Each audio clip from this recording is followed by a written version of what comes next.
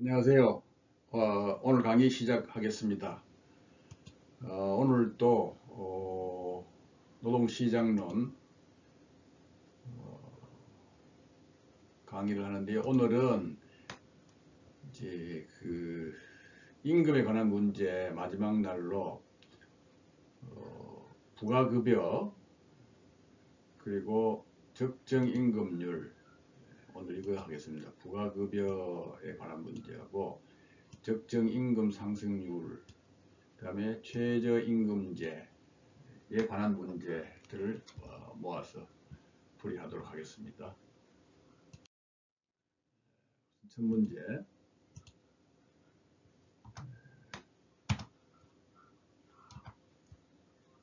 자, 우선 그 부가급여 이 보시면은 문제들이 꽤 자주 나왔죠. 2004년부터 2018년까지 쭉 나왔는데 내용은 조금씩 그 매 회차마다 다르게 나왔는데요.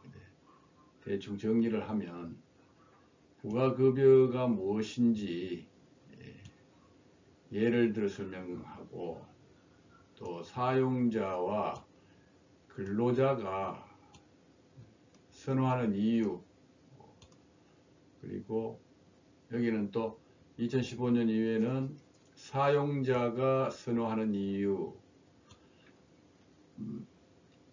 이 네 가지 여기는 선호한 이유를 각각 두 가지 이런 게 차이가 있지만 문제를 물어보는 근본은 똑같죠.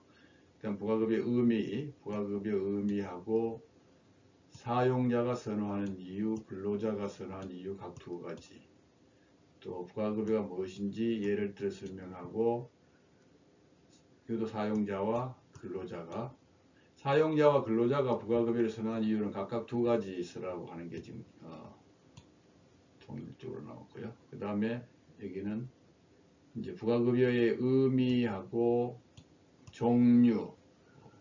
그러니까 이 종류라는 게 여기서 예를 들어 설명하라는 게 이 종류의 예를 들어라 그런 이야기로 보시면 되겠고요. 사용자가 부가급여를 선호하는 이유 네 가지. 이건 사용자가 급여 선호하는 이유. 또 여기도 의미와 종류 그리고 사용자가 부가급여 선호하는 이유 네 가지. 이렇게 문제가 이런 문제입니다. 이게 자주 나오는 문제니까 잘 봐두셔야 되겠네요. 그래서 그러니까 부가급 의미하고 종류, 사용자가 선호하는 이유, 근로자가 선호하는 이유 이렇게 구분해서 답을 써줘야 되겠죠. 첫째 의미는 부가급여라는 의미 이런 뭐가 필기할 때 많이 하셨을 거예요. 임금 이외에 복리후생 또는 사회보장 측면까지 고려해서 부과되는 급여다. 또 노동시간의 대가 이외에 근로를 직접 제공하지 않았지만 그 이외의 요인으로 지불하는 모든 보상을 의미한다. 이런 의미고요. 그 다음에 종류는 어떤 거 있느냐. 자, 유급휴일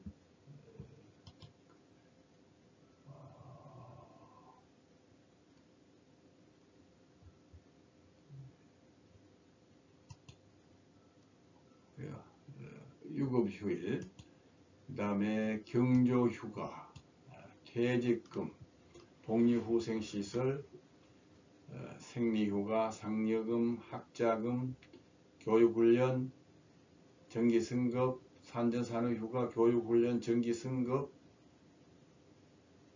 두 번 들어갔네요. 이건 안 빼야 되겠는데 사내복지기금, 주택자금 대출, 의료비 지원, 4대 보험료 중에서 사용자가 부담하는 부분 있죠.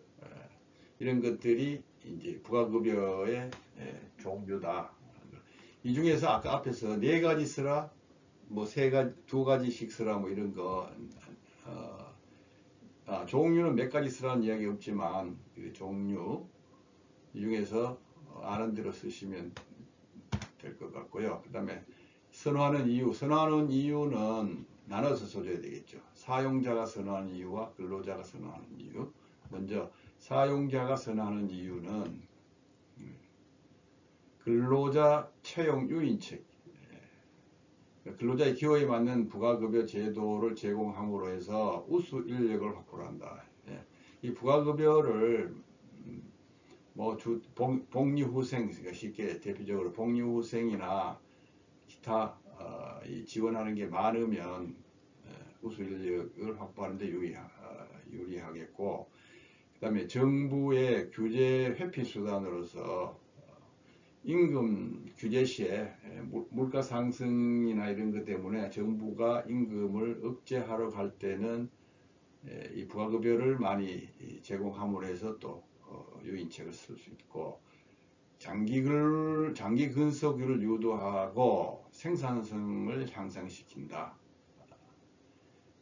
이 부가급여가 좋으면 직장 이탈이 적어지겠죠. 아무래도 그렇고 함으로 해서 장기 근속, 그 다음에 생산성 향상 이런 것을 얻고 싶어 하는 거죠. 그 다음에 조세나 보험료의 부담 감소 효과, 직접 임금에 떨어지는 그러니까 이 부가급여를 지불하면서 회사가 부담하는 뭐 보험료에 대한 부담 감소라든가 또 조세에 대한 부담 감소 효과가 있다.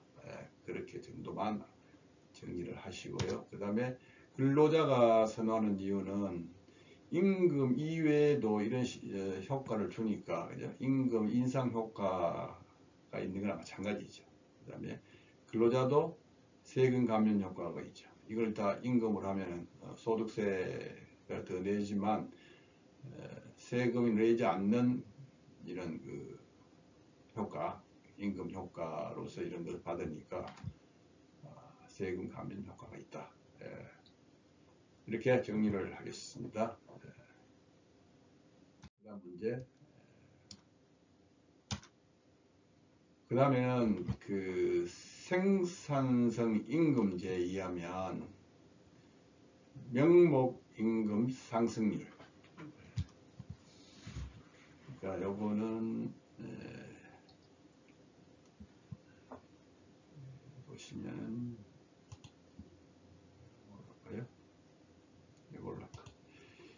자,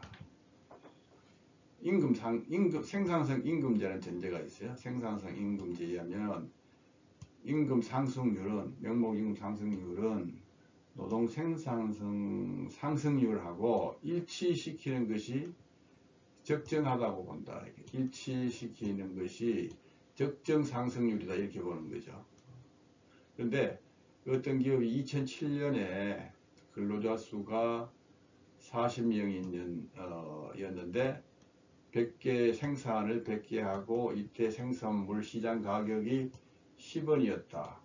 자본 비용은 150원이었으나 그 다음에 2008년에는 근로자 수가 이제 40명에서 50명이 됐죠. 50명이고 생산량이 120개로 늘어났고 시장 가격이 생산물의 단가가 12원으로 올랐는데 자본 비용은 200원으로 올랐다고 이렇게 가정했을 때 생산성 임금제 근거해서 이 기업의 2008년도에 적정 임금 상승률을 구하시오. 이런 문제. 이런 문제는 문제의 의미를 정확히 일단 파악을 해야 되겠죠. 자, 그래서 여기를 이제 문제를 이제 풀이보다 하기 전에 먼저 정리를 좀 할 필요가 있죠. 문제 풀이를 위한 정리를 해보면 여기서 전제가 주어진 것 마찬가지로 생산성 임금제에서는 명목 임금 상승률을 부가가치 노동 생산성 상승률과 일치시킬 때 그때가 가장 적정하다고 본다. 적정 임금률, 그러니까 적정 임금 상승률을 뭐였으니까요. 이렇게 만들었을 때 적정 임금 상승률이라고 본다. 그럼 이 부가가치 노동 생산성이라는 것은 그러니까 1인당 부가가치 노동 생산성을 의미하는 걸로 보면 되죠. 이거는 총생산, 총생산은 생산량 곱하기 생산물 시장 가격을 가지고 근로자 수로 나누면 1인당 생산이 나오겠죠. 총생산. 이렇게 이제 일단 정의를 해놓고 그대로 이 문제를 이제 대입시켜 나가면 되겠죠.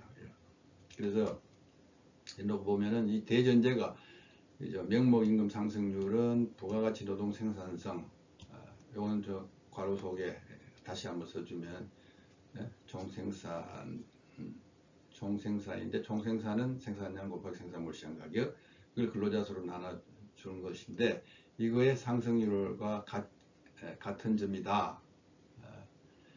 이래놓고 그러면 2007년은 얼마냐 부가가치 노동 생산성이 2007년은 여기 있었죠. 100개 생산량 100개 생산물 가격 10원 그리고 종업원 수가 40명이었으니까 여기는 25가 되죠. 25가 나오고 그 다음에 2008년은 생산량이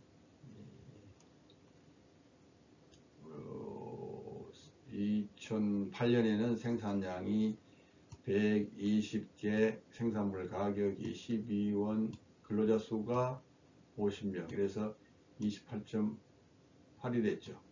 그러면 2008년은 2007년보다 얼마나 더 상승했느냐 이거 그래도 계산해 주면 되죠. 28.8에서 25를 빼고 2007년보다 얼마니까 이게 기준이 되죠. 25로 나눠주면은 이제 15.2% 그래서 2008년도에 적정 임금 상승률은 15.2%다. 이렇게 답을 쓸 수가 있죠. 그 다음에 동시에 이거 관련해서 좀 알아두면 좋을 것들이 있죠. 함께 알아주면 좋은 것들. 자, 여기서 명목임금 상승하고 명목임금이라는 거하고 실질임금이라는 거 있어요. 명목임금은 그 화폐임금이죠. 그러니까 물가를 감안하지 않는 임금이 명목임금이고 실질임금은 물가 상승을 고려한 실질 구매력을 가지는 임금이다 이렇게 보면 되는데 그래서 실질임금을 계산하는 공식은 그죠? 명목임금을 물가지수로 나눠주고 곱하기 100을 해주면 이게 이제 실질임금이 되는 거죠. 근데 여기서 이제 가끔 요거와 관련된 문제들이 이제 필기시험에서 많이 나왔죠. 근데 실기에도 나올 수가 있어요. 그러니까 명목임금 상승률은 실질임금 플러스 물가 상승률이요. 물가 상승률까지 더해 줘야지 명목임금 상승률이 나오는 거고 실질임금 상승률은 그래서 명목임금 상승률에서 이거는 빼줘 물가 상승률을 빼줘야 되죠, 그죠? 이래야 이렇게 그러면 실질임금 상승률이 된다. 그리고 실질임금 상승률, 즉 증가율은 다른 표현을 하면은 요 공식에서 보시면 명목임금 증가율을 물가지수 증가율, 상승률로 나눠줘도 실질임금 증가율이 나온다. 이런 거 좀 알아두시고 그 다음에 일국의 한 나라의 적정 임금 상승률은 국민 총생산 증가율, 그러니까 GNP 증가율이죠. 실질 경제 성장률 플러스 소비자 물가 상승률, 물가가 있으니까 물가 상승률하고 취업자 증가율을 빼준다. 왜냐하면 같은 총생산을 하더라도 그 해마다 취업자 수가 다르잖아요. 그러니까 취업자 수가 증가율을 빼줘야 되니까 얼마만큼 증가해서 그 증가가 된 거니까 그만큼은 빼줘야지 적정 임금 상승률이 된다는 거. 이것도 참고로 알아놓으시면 좋겠네요. 문제요. 이 문제도 조금 전에 앞에서 본 문제와 똑같아요. 내용은 또 주어진 데이터 똑같고 다 똑같은데 이제 단지 연도가 출제 연도가 이렇게 달라지다 보니까 아까는 2007년, 2008년 그랬는데 여기는 지금 2010년 또 하고 2011년. 그러니까 이게 시험이 2012년 1류에 나왔거든요. 그리고 2014년 3에 나왔기 때문에 연도만 이렇게 달리 넣고 나머지는 똑같아요. 그래서 2011년 적정임금 상승률 계산하시오. 소수점 발생하면 바로 올림하고 이렇게. 그래서 아까 앞에서 본 거랑 똑같아요. 이제 정리를 하면은 생산임금제에서는 명목임금 상승률하고 부가가치 노동 생산성 상승률 일치할 때 적정하다. 그리고 인당 부가가치 노동 생산성은 생산량 곱하기 시장 가격 나누기 근로자 수 이렇게 하고 계산하면은 그대로 똑같죠. 계산 방법은 연도만 달리고 다 똑같다. 이것도 마찬가지 같은 문제예요. 실제로 그 다음에 문제는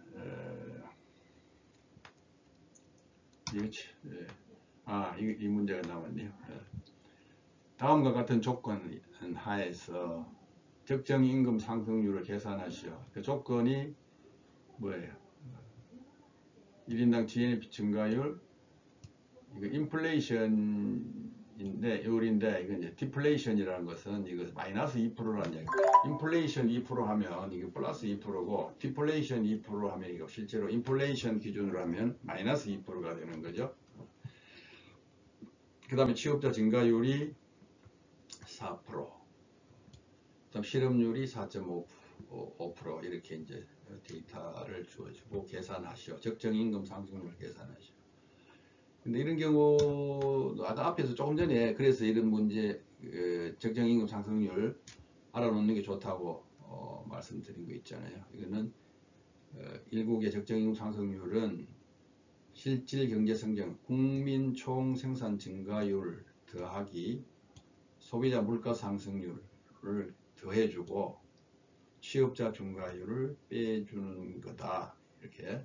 그래서 이대로 공식에 집어넣으면 되죠. 그래서 1인당 GNP 증가율이 즉 국민 총생산 증가율이 8%. 그 다음에 디플레이션, 그러니까 소비자 물가 상승률인데 디플레이션 2%니까 이거는 마이너스 2%가 되는 거죠. 마이너스 2%. 그 다음에 취업 증가율을 빼주라 되죠. 취업 증가율 4%를 빼주고 그러면 적정 임금 상승률은 2%가 되겠다. 그런 이야기가 되겠습니다. 그 다음 문제 최저임금 문제죠. 최저임금도 여기는 주로 이제 전부 긍정력, 기대효과 또는 뭐 기대효과, 긍정효과 같은 말로 쓰고 있죠. 기대효과, 긍정효과를 자, 보시면 5가지에서부터 5가지 쓰라고 할 때도 있고 7가지 쓰라고 할 때가 있고 그다음에 6가지 쓰라고 할 때도 있죠. 제일 많이 쓸 때가 7가지 있을 때. 이런 것들은 보통 대부분 그 부분 점수가 있기 때문에 7가지 쓰라 했을 때 7가지 다 쓰면 다 점수가 나오고 그 중에서 5가지 쓰면 2개 못 쓴 거에 대해서는 감점이 되는 거죠. 그런 식으로 하니까 많이 알아놓으면 좋죠. 최대 7가지는 해놔야 된다는 이야기가 되겠죠. 첫째는 그러니까 최저임금이라는 거는 여기서 지금 별도로 뭐 설명을 그렇게 깊이 안 해도 되겠죠. 다음 장에서 간단하게 보긴 하겠는데 이게 필기시험 칠 때 이거 뭐 공부 많이 하신 거니까 과도한 노동의 방지, 이 저임금에 속해 있는 사람들에게 혹사나 과도한 저임금을 방지한다는 효과가 있고요. 그 다음에 미조직 근로자, 즉 노동조합이 없는 조직에서 근로자를 보호하고, 그 다음에 산업 평화를 촉진한다, 노사 분쟁을 예방한다. 물론 뭐 표면적인 취지죠. 그 다음에 공정 경쟁을 확보한다. 저임금에 의한 과당 경쟁을 방지하고 공정 경쟁을 확보한다. 그 다음에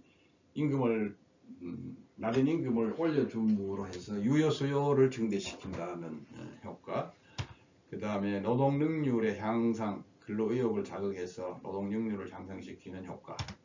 그 다음에 경영 체질 개선, 경영 체질을 개선해서 다른 생산 비용을 저감시키고 임금을 올려준다 하는 그런 체질 개선의 효과가 있다. 그 다음에 임금 격차를 개선한다. 지나치게 큰 임금 격차를 개선하는 효과가 있다. 고임금하고 저임금 간의 격차를 개선하는 효과가 있다. 이런 것들이 이제 최저임금의 기대 효과, 즉 긍정 효과에 있다는 거. 이제 출제되면 이렇게 써줘야 돼요. 7개 쓰라고 하면 7가지 쓰면 돼. 한 개 더 여유로 해서 하나 잊어버리면 하나 더 보충해서 쓰시면 되니까. 그 다음에 간단하게 최저임금제를 보면 다 아시는 내용이잖아요. 이거는 국가가 법적으로 임금의 최저 한도를 정해놓고 그 수준 그 이하로 내려오지 말게 하는 거죠. 하는 그런 제도고. 그 다음에 이제 최저임금 결정할 때 기준이 되는 것은 통상 그 생계비라든가 또 유수한 근로자 임금, 노동 생산성, 소득 분배율 이런 것들을 다 뭐 고려해서 결정해야 된다는 거고. 근데 이 최저임금 적용 대상은 모든 사업들은 사업장에서 적용하되 적용 제외하는 데가 있었죠. 동거 친족만을 사용하는 사업과 가사 사용인 또는 선원을 사용하는 선박의 소유자, 요것만 예외적으로 최저임금을 적용하지 않는다는 거. 그 다음에 이 최저임금 결정은 주관은 노동부 장관이 주체가 되고 매년 정하는 거죠. 그리고 최저임금위원회 심의를 거쳐서 노동부 장관은 8월 5일까지 결정을 해야 돼요. 하고 그 결정된 거를 다음 해 1월 1일부터 시행하는 그런 구조로 되어 있고. 자, 이게 긍정적 효과는 조금 전에 앞에서 출제된 문제를 보면서 봤고요. 그 다음에 부정적 효과가 있어요. 부정적 효과. 부정적 효과는 고용이 감소된다. 최저임금이 제도가 반드시 다 좋은 것만은 아니다는 거죠. 소득 분배 구조가 왜곡되고 단일 임금 적용에 따른 지역 간, 업종 간 경제활동의 불균형을 초래한다. 지역 간, 업종 간에는 다 사정이 다를 수가 있잖아요. 그죠? 고임금을 줄 수 있는 데가 있고 줄 수 있는 능력이 안 되는 데도 있고 뭐 이런 데다 그 일률적으로 단일 최저임금을 적용하면은 경제활동의 불균형을 초래한다. 이 부정적 효과죠. 그 다음에 미숙련자나 임시고용자 등이 불이익을 당할 가능성이 있다. 원래는 최저임금제의 취지가 이게 중요하지. 미숙련자나 임시고용자, 저임금자들을 보호하기 위해서 하는 건데 이게 잘못하면은 오히려 이 저임금자들이 불이익을 당할 가능성이 많다. 왜 그러냐면 최저임금을 올리면은 노동 수요가 감소하잖아요. 노동 수요가 감소하면은 사용자는 노동을 줄이잖아요. 그럼 노동을 줄일 때 무엇부터 줄이냐면 이 고급 기술 인력은 못 줄이죠.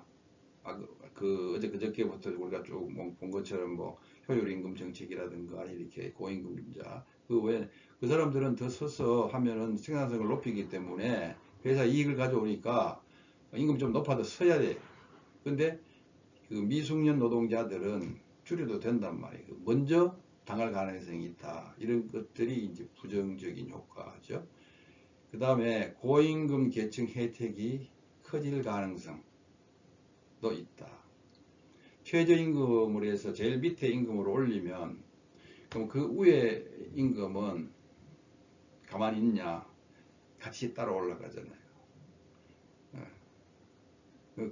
올라가는 상승률은 그러니까 임금 증가율은 고임금에 갈수록 임금률은 적어지지만 임금 금액 자체가 크기 때문에 고임금자는 조금만, 그러니까 임금이 10% 올라가는 금액하고 고임금자가 예를 들어서 5% 올린다 했을 때 5% 올리는 임금이 훨씬 더 크겠죠.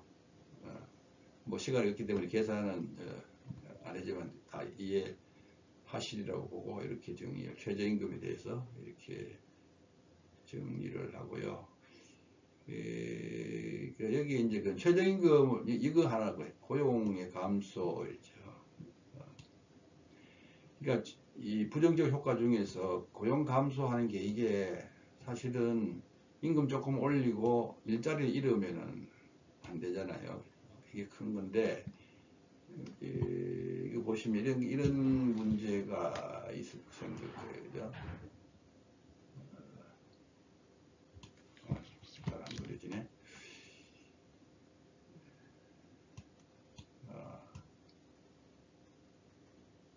자, 노동의 수요 곡선이 이렇게 우하향하는 곡선이 노동의 수요 곡선이잖아요.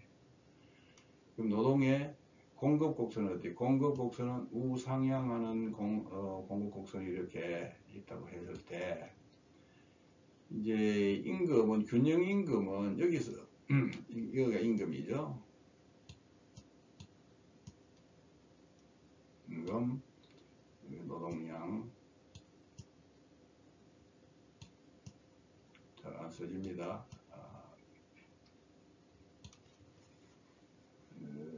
근데 이제 균형임금은 이 노동의 그 수요 곡선과 공급 곡선이 만나는 일치하는 점 여기서 균형임금이 결정되잖아요. 균형임금이 결정되고 여기서 고용량이 결정되잖아요. 그러니까 이게 이 균형임금이라는 게 뭐예요? 이게 이제 시장에서 형성되는 이제 노동의 가격과 노동의 양이 되는 거죠. 그런데 이 지금 최저임금이라는 거는 노동의 시장의 가격이 여기 있다 하더라도 법으로 이만큼 구워버리는 거죠. 여기를 최저임금으로 설정한단 말이에요. 그러면 시장임금은 여기지만 실제로 이렇게 여기를 못 주면 안 되잖아요. 법으로 정해놨으니까 이만큼 올려줘야 된단 말이지. 이만큼 올려주니까 어떻게 되나요? 노동의 수요는 임금을 이만큼 올리니까 노동의 수요는 이만큼 줄죠. 노동 공급은 어떻게 돼요? 노동 공급은 임금을 이만큼 올리니까 노동 공급은 여기 있던 것이 이만큼 늘어나죠. 노동 공급은 늘어나고 노동 수요는 이렇게 줄어들어요. 그러면 그게 이거죠. 이만큼은 뭐예요? 이만큼은 자, 내가 노동을 팔 사람은 그죠?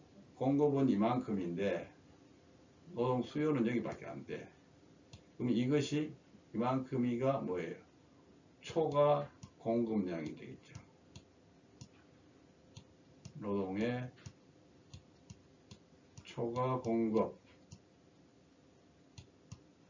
초과 공급은 지금 뭐예요? 수요가 부족한 거죠. 그러니까 결국 이만큼은 실업자가 생겨요. 이만큼은 실업자가 생긴다. 고용이 감소된다 그런 얘기죠.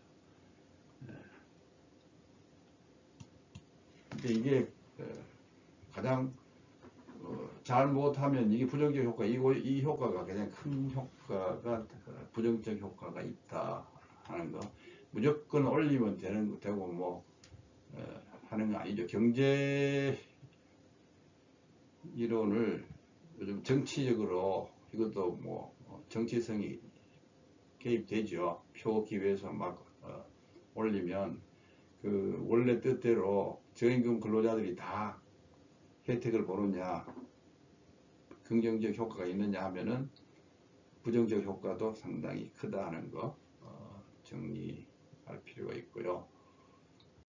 그래서 문제도 보면 2012년도에 이제 이런 이제 부정적 효과를 수시화하는 문제도 나왔죠. 이렇게 부정적 효과.